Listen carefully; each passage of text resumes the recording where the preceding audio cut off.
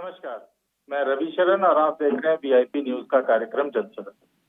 चुनाव 2024 चुनाव की प्रक्रिया आज 7वें चरण के साथ पूरी हो चुकी है और सारे वोट पड़ चुके हैं। विभिन्न चरणों में पहले चरण में उत्तराखंड में था और आज अंतिम चरण में 57 सीटों पर वोटिंग हो चुकी है। जनता ने अपना मत व्यक्त कर दिया है। चुनाव के हिसाब से 4 तारीख को उन मतों की गणना की जाएगी।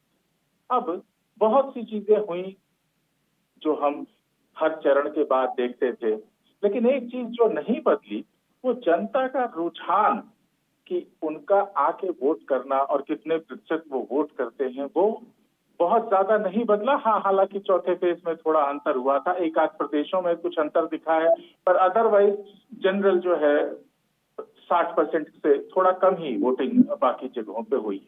ये एक हालांकि चिंतनीय विषय है क्योंकि इसके लिए आयोग ने और बाकी तरह से काफी प्रयास किया गया। आज हम इस विषय पर चर्चा करने के लिए हमारे साथ कि चुनावी दौर थम चुका है और आगे हम किस तरह, बीजेपी से संजीव वर्मा जी, कांग्रेस से गिरिराज किशोर हिंदवान जी और यूके से दीपक रावत जी। संजीव वर्मा जी, ये आज चूंकि खत्म हो गया, भाजपा शुरू से कहती आ रही है, पर जिस तरह से वोटिंग हुई है और जो चीजें हुई हैं, जो थोड़ा स्पेकुलेशन लगाया जा रहा, जो इनिशियल स्पेकुलेशन लगाना भी शुरू कर दिया है, जिसको हम लोग कहते हैं कि उन्होंने रुझान दिखाने शुरू किए हैं कि भाई क्या हो सकता है, तो उसमें वो 400 पार दिख नहीं रहा है। आप इसको किस तरह से देखते हैं और आप क्या सोचते हैं कि 400 पार नहीं तो क्या 300 पार, 200 पार या किस तरह? संजीव वर्मा जी। देखिए, सबसे पहले तो मैं देश की जनता को उनके द्वारा प्रदान किया गया माननीय प्रधानमंत्री को तीसरी बार प्रधानमंत्री बनाने की पूरे देश की जनता को भारतीय जनता पार्टी की और उनका हृदय से धन्यवाद ज्ञापित करता हूँ और उनको मतदान के महापर्व पर अपना योगदान दिया। देखिए, इस बार का जो चुनाव था, इस बार का चुनाव पूरी तरह हर व्यक्ति ने अपना मन बना रखा था, क्योंकि प्रधानमंत्री चुनने का एक स्टाइल बन गया।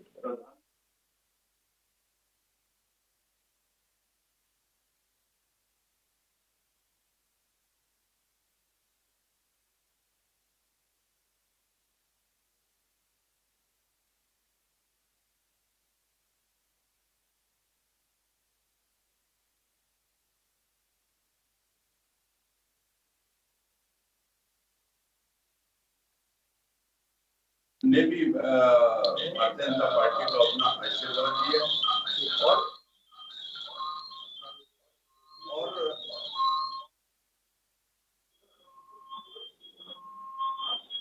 जिस तरह से वोटिंग परसेंटेज की यदि अभी बात कर रहे थे, तो वोटिंग परसेंटेज आप देखें तो से लगभग सिमिलर था और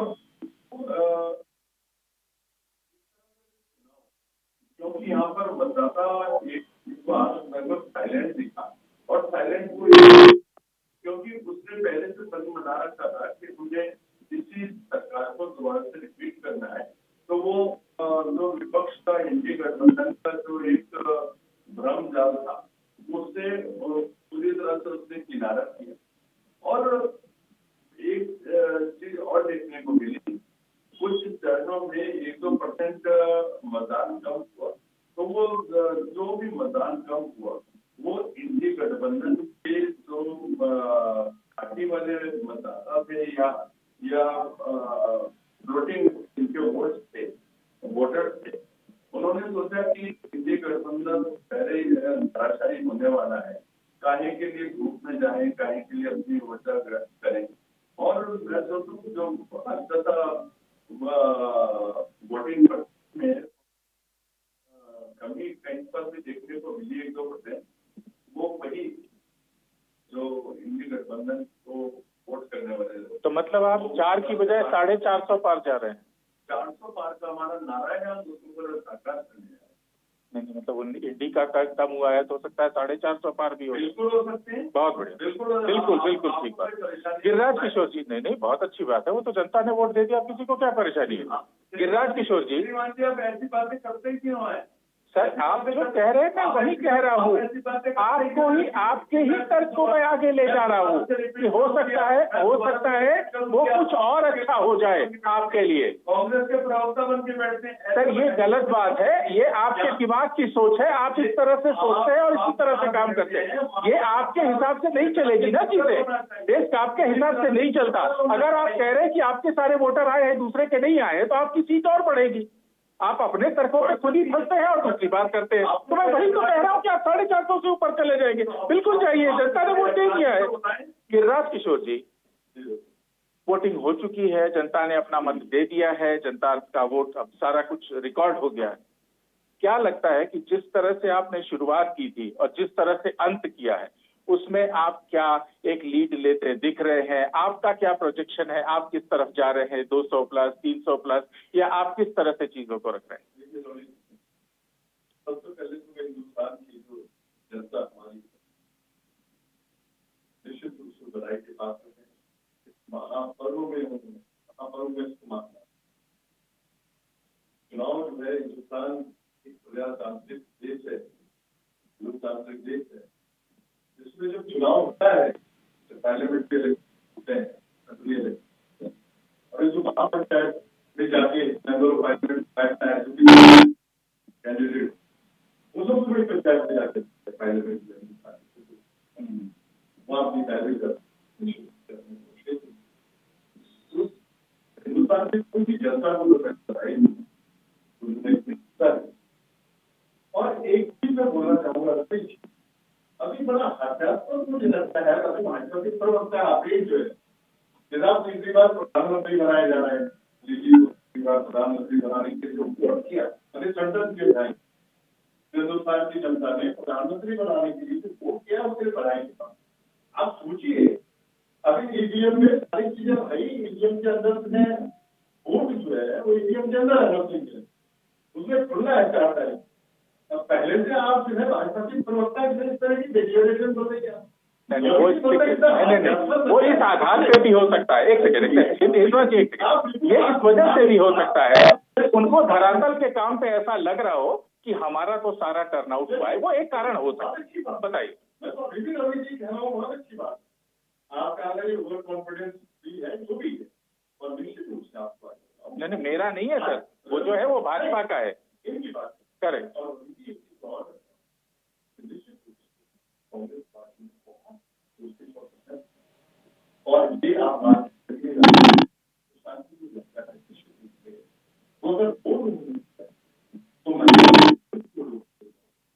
वो लोग बेरोजगारी के विरुद्ध, जो मूल में जो फैसिलिटी, जो जितने डिक्लेरेशन इनकी 10 साल तक इनकी सरकार रही है, 10 साल तक जो बातें प्रधानमंत्री जी ने बोली, मोदी साहब का 10 साल का जो सहयोग, उन्होंने जो बातें रखी निश्चित रूप से अपने घोषणा पत्र, उसकी लगभग जो धरातल में जो उसकी इम्प्लीमेंटेशन है, उसका जो कार्यान्वयन, जो प्रोग्राम उन्होंने रखे, निश्चित रूप से सारी चीजें जो है वो कहीं इम्प्लीमेंट होते हुए दिखेगी। और मूल में निश्चित रूप से अगर हिंदुस्तान की जनता महंगाई में त्रस्त है, वो बेरोजगारी जो है, निश्चित रूप से संपूर्ण बेरोजगारी पूरे हिंदुस्तान में व्याप्त है। ये मूल में जो है 2-3 चीजें ऐसी है जो कि एक आम जो नागरिक होता है, जो वोट कर रहा है, उसको प्रभावित करती है चीजें। अब ये लोग निश्चित रूप से जो 22 लोगों की सरकार रही 10 साल में, 22 इंडस्ट्रीज बड़े बड़े जिसमें अडानी और अंबानी है, निश्चित रूप से इनकी सरकार रही पूंजीपति। तो जो इस समय परिणति आपको दिखेगी वोट की, निश्चित रूप से 4 को जो रिजल्ट आएगा, पॉजिटिवली हम लोग जो है इंडी जो गठबंधन है, वो लोग हम लोग बहुत पॉजिटिव वे में सोच रहे हैं। निश्चित रूप से इसकी परिणति कांग्रेस के पक्ष में जाएगी। कांग्रेस के जो गठबंधन जो हमारा निश्चित रूप से और पार्टी हमारे साथ पोजिशन है, तो निश्चित रूप से हमें एक पॉजिटिव रिजल्ट मिलने वाला है। इसके लिए हम लोग निश्चित रूप से लगे आप सोच करना। दीपक रावत जी, चुनाव हो गया, पूरे देश में चुनाव हो गया, आपसे हमारा सवाल सर इतना है, उत्तराखंड को क्या हासिल हुआ, आप क्या समझते हैं इन चुनावों में कि उत्तराखंड का हासिल क्या है, इसमें क्या मिला उत्तराखंड को। और दूसरा ये, क्या लगता है आपको, आपने आपके अनुसार कि क्या जनता ने प्रधानमंत्री जी के चेहरे पे वोट दिया या प्रधानमंत्री जी की उस बात को मान के वोट दिया कि साहब आप जब वोट देने जाए तो जरूर ध्यान रखें कि साहब गैस बढ़ गया है, महंगाई बढ़ गई है। दीपक रावत जी। चुनाव आयोग का धन्यवाद करूंगा कि 7 करोड़ के चुनाव हुए तो मतलब बहुत शांतिपूर्ण तरीके से कुछ छुटपुट घटनाओं हो गया। बिल्कुल, ये तो बहुत बड़ी बात। जिस तरीके से इतने विशालकाय हमारे देश में इतने शांतिपूर्ण तरीके से उन्होंने इलेक्शन को आज संपूर्ण किया है, निश्चित रूप से वो बधाई की बात है। पूरा का पूरा जो सहयोगी जितने भी वो लोग थे, जितने भी कर्मचारी थे जिन्होंने इतना सहयोग करा इतनी गर्मी में उन्होंने इस इलेक्शन में और गर्मी में अपने घर से निकल के अपने मतदान का अपने मतदान का उपयोग करा और अपनी मनपसंद पार्टी को दिया, उनको सभी बधाई। सही बात है, आपका पहला प्रश्न था कि उत्तराखंड को क्या मिला। भारतीय जनता पार्टी और कांग्रेस में भारतीय जनता पार्टी चाहती है कि इलेक्शन उनके मुद्दों पर लड़ा जाए। उत्तराखंड कांग्रेस का मानना है कि जो यहाँ पे अन्य मुद्दे हैं उस पर लड़ा जाए। और उत्तराखंड को 2024 के लोकसभा चुनाव में एक चीज हुई थी कि यहाँ पर चुनाव जो है कोई भी राष्ट्रीय मुद्दा नहीं, कोई भी ऐसा मुद्दा नहीं जो भारतीय जनता भेजा गया पहले से तैयार किया गया हो। यहाँ पर पूर्णतः जो मुद्दा था वो स्थानीय मुद्दों पे लगा लगा और फिर अब आगे मजबूरी भारतीय जनता पार्टी की बन गई कि उन्हें स्थानीय मुद्दों पे ही अपनी बात कहना पड़ा और स्थानीय मुद्दों को आगे रखना पड़ा। रही बात जो अब क्योंकि सारे मतपत्रियों में सब जनता के लिए है वो बहुत बदल चुका है। 4 तारीख को जब मतगणना स्टार्ट होगी तब पता चलेगा। निश्चित रूप से एक चीज तो है कि भारतीय जनता पार्टी इस चुनाव से पहले 19 से पहले जिस रूप पे नजर आ रही थी, जिस रूप से वो चर्चाओं में भाग लेते थे, 5 लाख के अंदर जीती। हम 400 वर्ष पे जा रहे हैं, प्रथम 2 चरणों के बाद तीसरे चरण आने वाले प्रधानमंत्री की स्थिति खराब हो गई थी कि इनके चुनाव के मुद्दे सबसे पहले तो पहले चरण के बाद 5 लाख का जो वोट के अंतर से एक सीट जीतने का उनका काम था, सबसे पहले तो हारेगा। उसके बाद दूसरा चरण और तीसरा चरण की लड़की जीता गया तब इनके हाथ से 400 पार के नेता ने बोलने की हिम्मत नहीं की। उसके बाद सबसे बड़ी थी लगातार हर चरण में जिस विकास का मुद्दा कहीं नहीं रहा, जिस प्रकार से हिंदू मुस्लिम मुद्दा लाया गया, जिस प्रकार विपक्ष में व्यक्तिगत संघर्ष किए गए, जिस प्रकार संगठनात्मक समस्या ढांचा है उसके ऊपर टिप्पणियां की गई, जो मुद्दे थे बेरोजगारी के, महंगाई के, तमाम समस्याओं के, उससे हटकर यहाँ तक की जो बातें कर रही थी वो सब धार्मिक बातें कर रही थी और इन्हीं पर ही केंद्रित किया गया।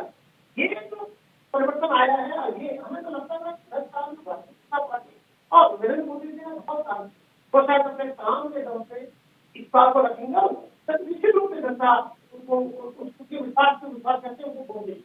लेकिन लगा कि शायद पहले जो चरणों के बाद भारतीय जनता पार्टी का विश्वास था जनता के ऊपर डगमा है और उन्हें लगा कि जो हमारे कार्य किए हुए हैं पिछले 10 वर्षों में इतना फिर वही पुराने मुद्दे पर आए, उन्हीं पुराने मुद्दों में उनको बात करनी पड़ी जिस मुद्दों से भारतीय जनता पार्टी जाने पहले और दुर्भाग्यवश आज भी जब आज इस पर चर्चा कर रहे हैं तो ये विकास की बात नहीं कर रहे हैं और इनको पूर्ण विकास है कि 10 साल में उन्होंने विकास की बात करी है, निश्चित रूप से विकास किया होगा लेकिन उस विकास के नाम पे वोट नहीं मिल रहा है। वोट आज भी हिंदू मुस्लिम की राजनीति नहीं मिल रहा है, इसलिए सब आज 5 बजे तक भी मतगणना खत्म होगी ये इसी विषय में टिके हुए थे और इसी विषय में इन्होंने पूरा राज्य तक ध्रुवीकरण करने की कोशिश करी है जो भी दुर्भाग्य। संजीव वर्मा जी, क्या ऐसा लगता है कि भाजपा को ध्रुवीकरण करना पड़ा अपने विकास के मुद्दों को छोड़ के, और अगर नहीं लगता तो विकास के कौन कौन से काम थे जिसको आप प्रमुखता से गिनाना चाहते थे पर मछली मटन और इन सब चीजों में बात फंस गई? संजीव वर्मा जी। देखिए, भारतीय जनता पार्टी कोई भी चुनाव हो, चाहे पंचायत का हो, चाहे विधानसभा का हो, निकाय का हो, चाहे लोकसभा का हो, हमारी जो टॉप प्रायोरिटी रहती है वो विकास करने की। और विकास जब हम करते हैं तो विकास को बताना भी मैं सोचता हूँ कोई बुराई नहीं है, बताना भी चाहिए क्योंकि ग्राउंड जीरो पर जब हमने विकास किया है तो समझ जनता को वो दिखाई भी दे रहा। ऐसा नहीं कि हम खाली बोल रहे हैं। और जिस तरह से भारतीय जनता पार्टी जब से लोकसभा का चुनाव आरंभ हुआ, प्रथम 2 चरण में हमने विकास के मुद्दे को ही एक अपनी प्रायोरिटी लेकर हम लोग जब चले, और जहां हम विकास की बात कर रहे थे, इंडी गठबंधन उसमें इन्होंने धर्म का छौका मारा। ये धर्म की बात करने लगे, ये बोलने लगे कि हम आएंगे तो हम ये मुस्लिम पर्सन लॉ बोर्ड को बहुत सख्ती के साथ लागू कर देंगे, हम धारा 370 को रिस्टोर करेंगे, आते ही हम 3 तलाक जो आपने हटाया है हम उसको रिस्टोर करेंगे, हम इद्दत को रिस्टोर करेंगे, हम हलाला को रिस्टोर करेंगे। इस तरह की ये लोग बातें करने लगे। इन्होंने जातिवाद को हवा देने का काम किया। हम जातियों में बांटेंगे, हम SC, ST, OBC का आरक्षण छीनकर 4% मुस्लिम वर्ग को देंगे। तो ये सारी बातें किसने करी, आप बताइए। ये प्रश्न मैं आप ही से पूछ रहा हूँ। हमने तो विकास को हमेशा प्रायोरिटी देने का काम किया। अगर आप मेरे से पूछ रहे हैं तो मैं तो बहुत क्लियर कहूंगा ना, जो ओबीसी में मुस्लिम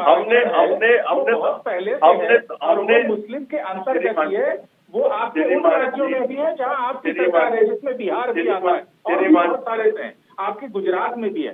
तो हमसे मत पूछिए, आपको जो प्रश्न रखना है सामने वो अभी मैं इस बात को कांग्रेस से जरूर पूछ लूंगा। जरूर पूछना। हमने तो विकास को ही हमेशा प्रायोरिटी देते रहे। धर्म की राजनीति कांग्रेस पार्टी के द्वारा की गई, इंडी गठबंधन के द्वारा की गई। हम जब CAA की बात करते थे तो ये रोहिंग्याओं को बसाने की बात करते थे। ये जो वहाँ पे हमारा हिंदू, ईसाई, पारसी और सिख जो बांग्लादेश में, पाकिस्तान में, अफगानिस्तान में जो लगातार वर्षों से प्रताड़ित होता आया है, हम जब उसको यहाँ की नागरिकता देने की बात करते थे, ये रोहिंग्याओं को यहाँ पर बसाने की बात करते थे। आप ये बताइए, इनकी तो सोच पूरी तरह से तुष्टीकरण के ऊपर आधारित सोच रही है। तो देश की जनता ने भी इनका जो स्याह चेहरा है उसको देखा, उसको परखा, और इनको जो पिछली बार इनकी 40-45 सीटें थी, इस बार मैं सोचता हूँ उसको और डिक्रीज करने का काम किया, और इंडी गठबंधन को उनका जो सही जगह सत्ता से कोसों दूर करने का काम भी हमारे देश की जनता के द्वारा किया गया। ये लोग जिस समय चुनाव चल रहा था प्रथम दौर का, उस समय कांग्रेस पार्टी ने बहुत चीख के चिल्ला के अग्निवीर अग्निवीर अग्निवीर का नारा दिया। मैं पूछना चाहता हूँ, कहाँ गए वो अग्निवीर? कहाँ गया वो अग्निवीर के प्रति आपका जो दर्द उमड़ रहा था, हिलोरे मार रहा था? अब क्यों नहीं अग्निवीर का नाम लेते? मैंने एक चैनल पर 21 तारीख को डिबेट थी और मैंने उसमें बोला, मैंने कहा उस रोज अभी तक आप अग्निवीर के ऊपर बहुत शोर मचा रहे थे, तो अब 2 दिन ही मात्र बीते हैं, तो कांग्रेस के प्रवक्ता ने एक मिनट कांग्रेस के प्रवक्ता ने बड़ी बेशर्मी से बोला, अरे वो तो हमारा चुनावी नारा था, चुनाव खत्म, नारा खत्म। तो मैं सोचता हूँ जो आप बेशर्मी के साथ दुनिया को और जनता को आप गुमराह करने का काम करते हैं, जनता ने भी आप लोगों को सबक सिखाने का लगातार काम किया। आप एक मिनट अभी आपने बेरोजगारी की बात करी थी, अरे सुनिए तो श्रीमान जी, बेरोजगारी की भी आपने बात करी थी। अरे प्रवचन नहीं कर रहे हैं श्रीमान, आप जो धरातल पे काम करते हैं उसकी बात कर, जो धरातल पे काम करा तो उसकी बात करें। आप बेरोजगारी की बात करते हैं, बेरोजगारी की आप बात करते हैं, तो बेरोजगारी का सबसे मिनिमम आंकड़ा अभी 1 हफ्ते पहले ये जो हमारी सेकंड तिमाही थी उसमें बेरोजगारी देश की सबसे न्यूनतम स्तर पे थी, और आज का ये आंकड़ा 8% न्यूनतम है। आंकड़ा है 1.2%। मैं आ जाता हूँ। 1.2% पे भारत की GDP है, जो बड़े अमेरिका, लंदन, जापान को भी पछाड़ के, चीन को पछाड़ के हम लोग आगे बढ़े हैं। ये हमारी उपलब्धि है। इसके ऊपर लोग वोट कर रहे हैं। और हमने तो मान्य हमारी समय की बाध्यता है। मैं हमने तो माननीय मोदी जी के नाम पर जनता से वोट मांगा। आपके पास प्रधानमंत्री का चेहरा कौन था बताइए? वो हो गया, बताइए ना, जवाब दीजिए। मैं कांग्रेस अपने समय में बोलिए, अपने समय में। इंद्रजीत जी, ये सही है कि आप किस तरह चले, चुनाव जिस तरह से बढ़ा, उसमें कुछ बातें जो आपने कही जनता ने उसको एक्सेप्ट किया। अग्निवीर भी एक बड़ा मुद्दा था और इसको लास्ट तक कांग्रेस ने कहा, जहां तक हमको मालूम है कि आपके नेता ने कहा कि हम अग्निवीर को खत्म कर दें। ठीक बात। अगर हम इन चीजों को लेके चलें तो जो आप बेरोजगारी पे सवाल उठा रहे हैं, महंगाई पे सवाल उठा रहे हैं, क्या उसका आपके पास कोई रोड मैप है? इंद्रवान जी। रवि जी, ये जो 2024 का पार्लियामेंट्री इलेक्शन था, जो आज जिसका समापन हो रहा है, निश्चित रूप से आप 4 तारीख को देखेंगे ये एक ऐतिहासिक चुनाव होने है। और आप ये मान के चलिए, इस समय हिंदुस्तान की जनता भाजपा की जो लब्धेबाजी है, भाजपा को जो झूठ और छल और छद्म की राजनीति करने का एक संकल्प इन्होंने लिया, निश्चित रूप से इस समय जो जनता है हिंदुस्तान की, वो समझ चुकी है इनका असली चेहरा क्या है। ये लोग भाषणबाजी करना जानते हैं। इन लोगों ने आज तक मूल में जो एक मिडिल क्लास जो हिंदुस्तान का है, उसके उत्थान के लिए इन्होंने कुछ नहीं किया। किसान के लिए 10 सालों में कुछ नहीं हुआ। किसान मरे जा रहे हैं। आप सोचिए, आप हत्याएं। अरे आपने क्या किया किसान के लिए? उसका यूरिया तक तो बेच के खा गए, उसका यूरिया की काला बाजारी करते हैं। आपको मालूम है? मालूम है आपको? अरे मालूम? अरे क्या कैसी बातें करते हो? कितने एयरपोर्ट बनाए हमने, उससे 10,000 बनाए। अरे अडानी अंबानी मेरे भाई 12,400 करोड़ रुपए तेलंगाना में लिए हैं। अगले दिन से आपने अडानी अंबानी के नाम लेना बंद कर दिया। अरे कैसी बात करते हो? कैसी बात करते? अरे हम तो भैया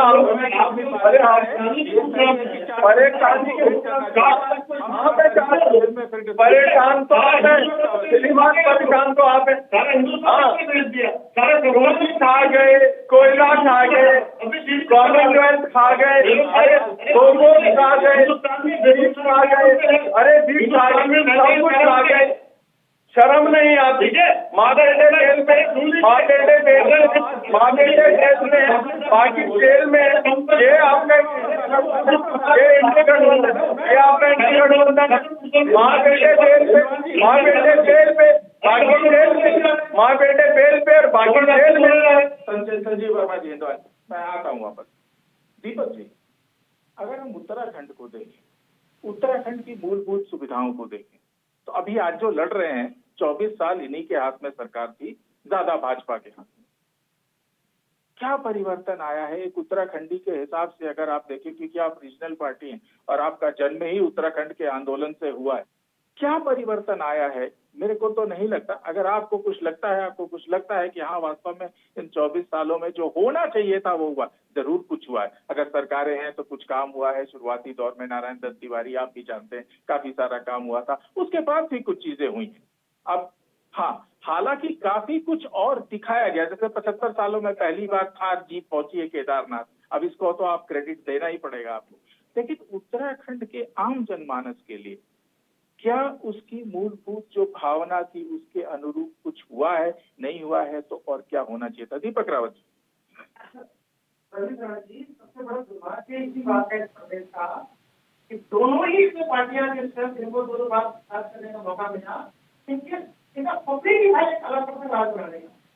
और दुर्भाग्य है इस प्रदेश का कि आज तक दोनों बात ज्यादा बढ़ चुके हैं और अब तक यहाँ की मूल समझ है तो उत्तर प्रदेश में हमारे नहीं बना था, लोग सोचते हैं वो आज तक किसी का बोला नहीं हुआ है। अब आप देखिए कौन सी चीज बाहर जाने वाली है। भारतीय जनता पार्टी बताएगी 10 वर्ष में कौन सी मोदी की लेकर है, कौन सी जैसे बड़ी कंपनी को उन्होंने स्थापित किया कि क्या कार्रवाई करने वाले हैं। कौन सी आज यहाँ से अपना पूरे दफ्तर बंद करके हो जाने वाले हैं। 4 धाम यात्रा गलत दीपक जी ऐसा कांग्रेस सरकार कर रही है, ऐसा कांग्रेस सरकार कर रही है,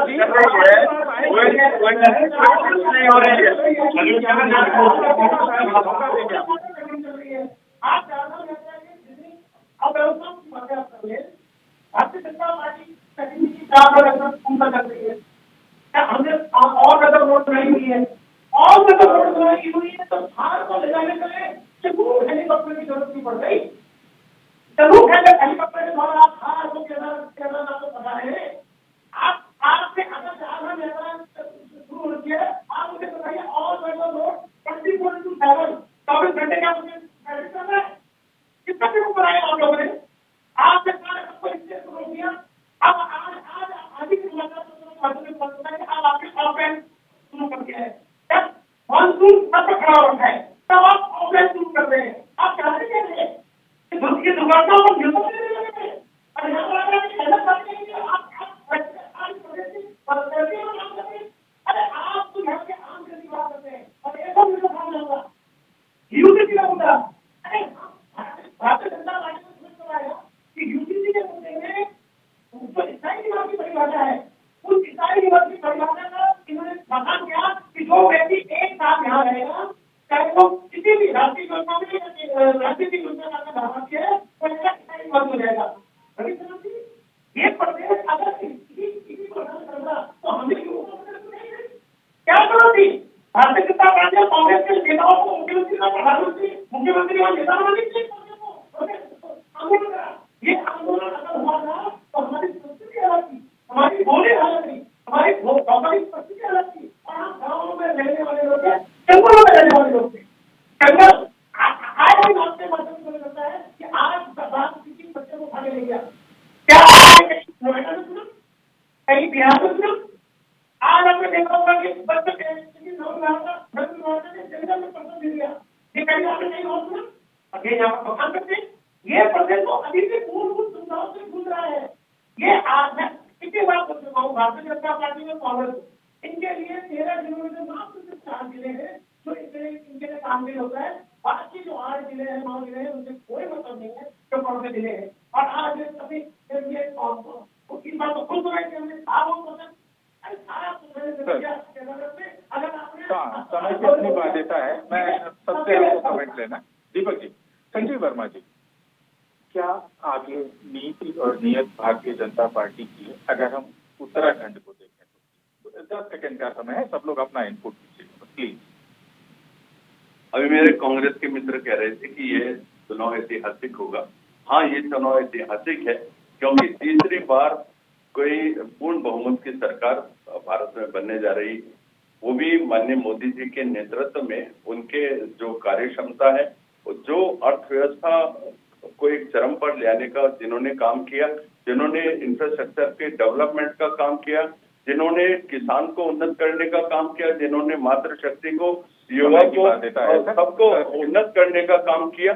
और देश में जो एक महंगाई की यदि आप बार बार बात करते हैं तो आप देखिएगा 14 साल के अंदर, पिछले 10 सालों के अंदर जो महंगाई की दर, महंगाई को हमने बढ़ने ही नहीं दिया, महंगाई को स्थिर करने का काम भी हमारी सरकार के द्वारा किया गया। और साथ ही सबसे जो बड़ी अमूलचूल एक बात हुई है वो है भ्रष्टाचार के ऊपर नियंत्रण। जहां आपकी सरकारों में 2004 से 14 तक अखबार का पन्ना पूरा भरा रहता था कि आज अमुक घोटाला हुआ, आज अमुक घोटाला हुआ। पिछले 10 साल की सरकार पूरी तरह से भ्रष्टाचार मुक्त रही, ये हमारी सबसे बड़ी उपलब्धि है। गिरिराज जी, अगर विधायिका में आपकी शक्ति बढ़ती है जैसा दिख रहा है, प्रतीत हो रहा है, क्या होगा वो तो जनता ने वोट।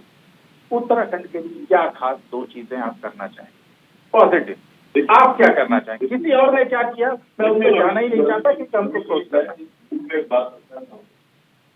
उत्तराखंड के प्रति उत्तराखंड की जो उन्नति है, कृषि का फसल राज्य का मामला किया, इसके मूल में जो सर्वोच्च स्थिति में बात उसको मूल उसके बच्चे को अच्छी एजुकेशन, ठीक है। और भले दूसरी भारत में खेती 25 साल बाद दीपक जी कैसा उत्तराखंड देखना चाहते हैं? अगर विधायिका में भाजपा या कांग्रेस या जिसकी भी शक्ति बढ़े, क्या हम उम्मीद लेके चल सकते हैं? 10 सेकंड सर, 10 सेकंड। देखिए भारतीय जनता पार्टी के विधायक क्या है या जो कांग्रेस के क्या है, हाँ। यहाँ के जो मूल निवासी है, जो मूल निवासी का दर्द है, मूल निवासी उसको समझा जाए और एड्रेस किया जाए। ठीक है, बैठ जाए और उन्हें निवारण। हमारे पैनलिस्ट संजीव वर्मा, गिरिराज किशोर और दीपक रावत जी का हम धन्यवाद देते हैं। इस अंक में हमने देखा कि चुनाव किस तरह था, किन मुद्दों पे लड़ा गया और किस तरफ गया चुनाव, उसके क्या आकलन होंगे, क्या रिजल्ट होंगे, इसके लिए हम अपने जनसदन के अगले अंक में मिलेंगे। तब तक के लिए आप सभी पैनलिस्ट को और बाकियों को बहुत बहुत धन्यवाद। प्रणाम।